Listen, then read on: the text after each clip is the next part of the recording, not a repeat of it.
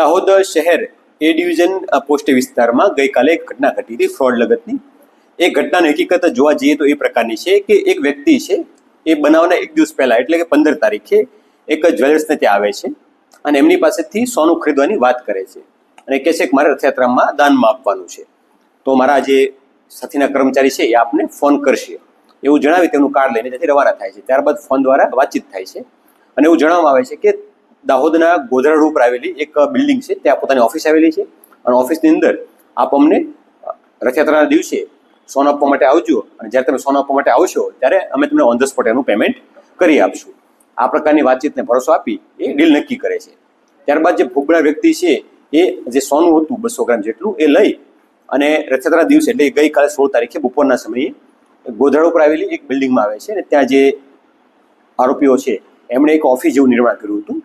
ઉત્કર્ષ small finance બેંકના નામથી, એનું ફ્લેક્સ બેનર લગાડીને, અને એની અંદર આ 2-3 દિવસના ગાળામાં તે એ જગ્યા હતી એમણે રેન્ટ ઉપર લેવા માટેનું ગોઠવણ કરી અને ત્યાં ફર્નિચરની ગોઠવણી, ટેબલ ખુરશીઓ, કોમ્પ્યુટર અને ઓફિસનું સ્ટ્રક્ચર બનાવ્યું હતું કે જેથી પ્રથમ દ્રષ્ટિએ કોઈ માણસ આવે તો એવું લાગે કે અહીંયા કંઈ ઓફિસ ચાલે છે.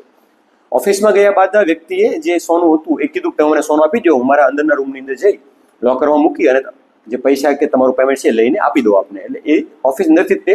એક અંદર બીજું બારણું હતું ત્યાંથી અંદર જાય છે અને ત્યારબાદ થોડી વાર પછી જે લોકર રૂમ કહેતો હતો કથિત લોકર રૂમ, એ કથિત લોકર રૂમનો એક અન્ય પણ દરવાજો હતો પાછળની બાજુ,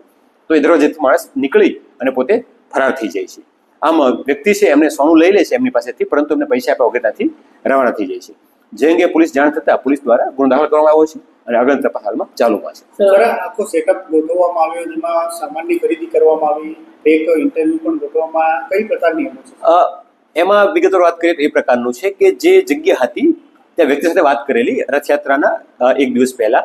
કે અમે આ તમારી જગ્યા ભાડે લેવા માંગીએ છીએ ને શુભ દિવસના દિવસે અમે આ વસ્તુ ડીલ આપણે એગ્રીમેન્ટ કરી નાખશું, પણ ત્યાં સુધી મને ફર્નિચર ગોઠવવા માટે, સેટઅપ કરવા માટે ચાવી આપો.